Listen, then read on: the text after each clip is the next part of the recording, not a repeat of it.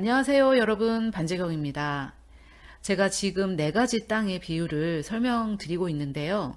이 네 가지 땅은 우리의 마음의 상태를 말하고 있기 때문에 영혼 몸과 연결해서 설명을 드렸습니다. 영을 따라 행하는 것이 바로 최선의 내적 치유라는 것을 지난주에 나눴는데요. 우리가 진심으로 하나님 말씀을 그대로 믿을 수만 있다면 이것이 가장 쉽고 가장 간단하고 가장 빠른 변화의 방법입니다. 그런데 문제가 하나 있죠. 이 말씀을 그대로 믿어야만 가능한 거예요. 이것이 바로 승리의 비결인데요. 말씀을 그대로 믿느냐 하는 것이죠. 올해 우리 2022년도의 표어가 믿기만 하라잖아요. 우리가 믿기만 하려고 할 때 우리의 이 마음의 기능이 끼어듭니다. 그래서 하나님께서 지금 이 네 가지 땅에 대해서 공부하도록 인도하셨다고 생각을 하는데, 여기에서 보다시피 믿는 것은 마음이 하는 일입니다. 그렇기 때문에 우리가 하나님 말씀을 믿고자 할 때 우리의 마음 상태가 어떠하냐에 따라서 이 말씀을 믿는 것이 아주 쉽기도 하고 또 어렵게 느껴지기도 하는 거죠.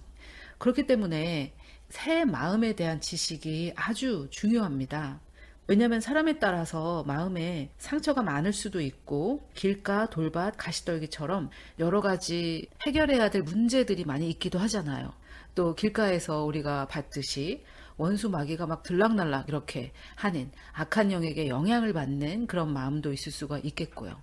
그래서 우리가 믿으려고 할 때 우리의 마음으로 믿는 것이기 때문에 우리 마음을 공부하고 있는데, 우리 마음은 사람에 따라서 여러 가지 이렇게 길가, 돌밭, 가시떨기 이렇게 여러 가지 마음을 가지고 있기 때문에 이런 마음으로는 아무것도 할 수가 없잖아요. 하나님 말씀을 믿을 수가 없죠. 열매 맺지 못한다는 게 바로 그 말이거든요. 그래서 우리 거저 주신 새 마음, 이것에 대한 지식이 아주 중요합니다. 아무리 상한 마음을 가진 자라고 해도 거듭나는 그 순간 이 새 마음, 좋은 땅이 주어집니다. 저는 이 새 마음이 바로 하나님께서 우리에게 선물로 주시는 믿음이 아닌가 하는 생각을 하고 있어요. 아직까지 결론을 내린 것은 아닌데요. 아무튼 이 새 마음은 우리 이 새 영에게 직접 영향을 받는 우리 마음의 일부분이죠. 마음의 중심이라고 할 수 있는데, 그래서 이 새 마음의 존재를 알고 그 새 마음으로 행하는 방법을 배워야 되겠습니다. 일단 여러분들은 아셨으니까요. 변명의 여지가 없습니다. 이 마음이 있다라는 것에 대해서는. 이제는 이 새 마음으로 행하는 법을 배우고 연습을 해야 되겠죠. 이 새 마음은 우리 하나님 말씀에 반응하는 마음이라고 할 수가 있겠어요. 이 길가, 돌밭, 가시떨기는 우리가 길가만 자세히 살펴봤긴 했지만 이 세상의 지식에 반응하고 또 자기 경험에 반응하고 또 마귀가 막 들락날락하는 그런 마음이잖아요. 또 돌밭은 하나님 말씀을 받아들였다가 금방 또 사람들의 의견을 두려워하는 그런 마음이고, 가시떨기는 염려, 근심, 그리고 세상의 어떤 그런 유혹, 재물 이런 거에 빠지는 그런 마음이란 말입니다. 그렇기 때문에 이런 마음들은 우리에게 어떤 도움도 될 수가 없고요. 영에게 직접적으로 영향을 받아서 말씀에 반응하는 이 새 마음, 이 새 마음을 우리가 사용할 줄 알아야 되는데, 거듭난 그리스도인들에게는 모두 있다. 이 새 마음이 모두 주어졌다. 여기 말씀이 이렇게 나왔잖아요. 새 영을 주실 때 새 마음을 주신다고. 자, 그러면은 이 새 마음으로 반응한다는 것은 어떤 건지 제가 한번 실제적인 예를 들어볼게요. 어느 날 제가 이렇게 일어났는데 생각과 감정이 모두 힘들었어요. 근데 지금 제가 보니까 그것은 저의 내면으로부터의 문제는 아니었고 외부로부터 오는 영적인 공격이었다는 것을 지금은 이제 알 수가 있는데, 어떤 분들은 매일 아침 일어날 때 이렇게 감정과 생각에 공격을 받으실 수도 있습니다. 그런 분들은 제가 오늘 소개하는 이 방법을 매일매일 사용하셔야 되겠죠. 아무튼 저도 그때 이게 외부로부터 공격이다라는 것을 바로 깨닫지는 못해서 한 두세 시간 정도 그 생각과 감정을 받아들이고 있었어요. 그러다가 이제 너무 힘들어서 밖으로 나갔습니다. 그래서 이렇게 좀 걸으니까 이렇게 생각이 정리되고 해서 그 생각과 감정을 사로잡을 수 있게 됐어요.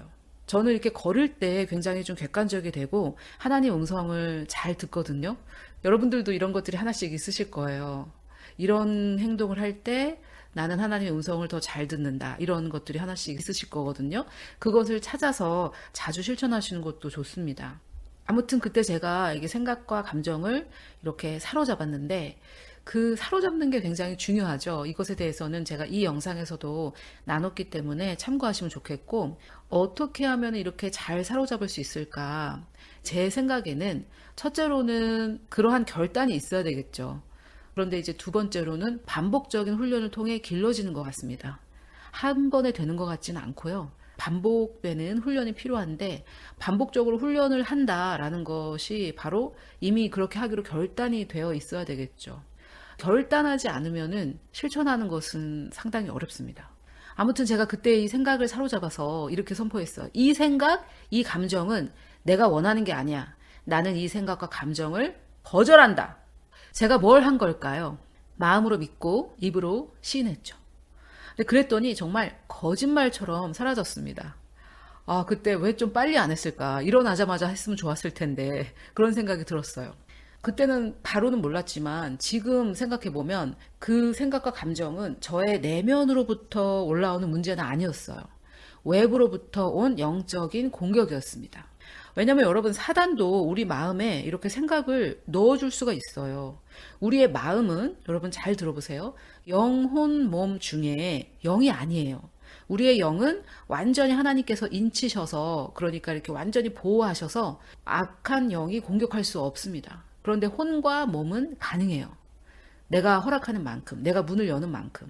그런데 우리의 마음은 혼의 영역에 있기 때문에 사단이 영향을 미칠 수가 있죠. 여기 이렇게 유다의 마음에 생각을 넣어줬다고 하고 있고, 또 길가, 우리가 살펴봤잖아요. 말씀을 듣는 자인데도 불구하고 길가의 마음은 사단이 자유이용권을 가진 것처럼 아주 자유롭게 들락날락 하잖아요. 그때 만약에 제가 그 생각과 감정을 받아들여서 내 거라고 생각하고 분석하고 막 이렇게 했다면은 마귀에게 속아서 제 문제도 아닌 것을 제 걸로 받아들이는 그런 꼴이 되는 거죠. 물론 어떤 감정과 어떤 생각은 내가 깊이 있게 분석을 해서 처리해야 되는 것들도 있습니다. 제가 신념이라고 말씀드리는 것들이죠. 여기 이렇게 보면은 왼쪽에 있는 이 신념들은 하나님적이지 않은 것들이잖아요.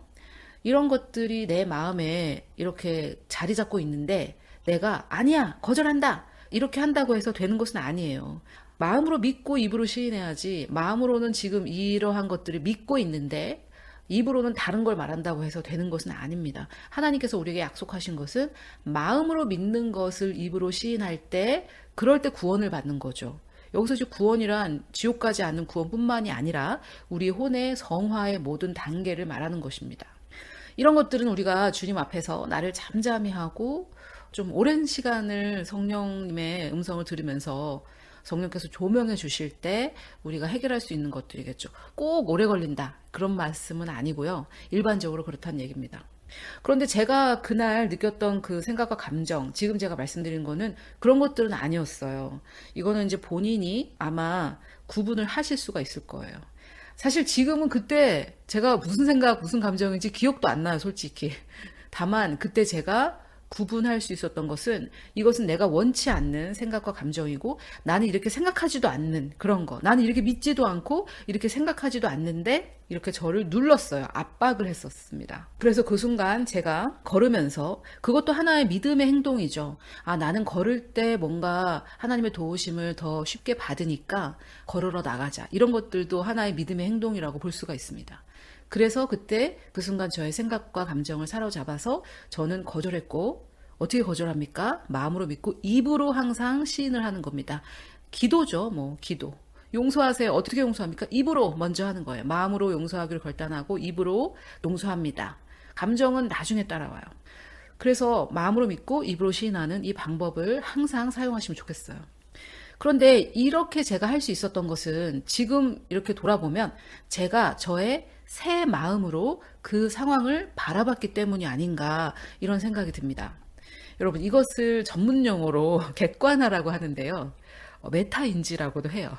하여튼 사람들은 뭐 이렇게 고상하게 보이는 이름을 붙이는 걸 좋아합니다. 근데 이렇게 뭐 메타인지 객관화 이렇게 되면은 어렵게 느껴지잖아요. 그런데 이거는 어려운 게 아니에요. 전혀 어려운 게 아닙니다. 제가 설명을 드릴게요. 그런데 이렇게 객관화를 안 하는 사람들이 어떻게 믿고 있냐면 이게 어렵다고 믿고 어렵다고 말을 해요.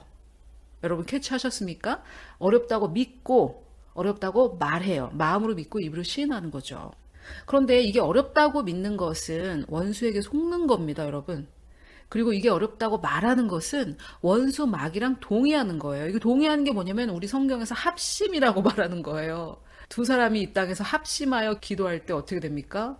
하늘에서도 이게 이루어지는데 마귀가 하는 생각을 내가 하고 마귀가 하려는 말을 내가 할 수도 있는 것. 이게 영적 현실이에요. 사실 여러분 이 객관화는 전혀 어려운 게 아니에요. 실제로 우리 두뇌에 이 기능이 있습니다. 우리 몸 안에 위가 있죠. 그러면 이 위가 뭘 합니까? 소화를 하죠. 어려운 게 아니죠. 위가 소화하는 것은. 위에 문제가 생기면 어려운 거지만 위는 소화를 하는 거니까 위가 소화하는 게 어려운 게 아니죠. 우리 두뇌의 전두엽 앞쪽에 실제로 이 객관화를 하는 기능을 가지고 있는 부분이 있어요. 그 어려운 게 아니에요. 두뇌에 문제가 있다면 어려운 거겠지만 어쨌든 우리 두뇌에 이 기능이 있어요. 할 수 있는 사람이 있고 할 수 없는 사람이 있고 이런 게 아니에요. 여러분 소화를 할 수 있는 사람이 있고 할 수 없는 사람이 있나요? 소화가 잘 되는 사람이 있고 잘 안 되는 사람들이 있지만 다 하잖아요. 소화는 위가 있으니까. 그런 것처럼 우리 두뇌에 이 기능이 있어요. 누구나 다 할 수 있는 겁니다. 근데 어렵다라고 믿고 어렵다라고 말하는 거는 원수에게 속은 거고 원수가 주는 생각을 받아들이고 원수가 하고자 하는 말을 내 입으로 하는 거예요. 끔찍한 거죠. 끔찍한 거죠, 여러분. 하나님이 주시는 생각을 하고 하나님이 하시는 말을 우리가 해야죠. 자, 아무튼 그 상황을 객관적으로 보는 겁니다. 왜냐면 여러분, 내가 지금 새 자로 행하는지, 그러니까 새 사람으로 행하는지 아니면 옛 사람으로 행하는지 그 순간 잠깐 우리가 생각을 해봐야 알 수 있거든요. 지금 막 옛사람으로 막 행하면서 아, 내가 지금 옛사람으로 행하고 있구나 하면서 계속 옛사람으로 행하진 않잖아요.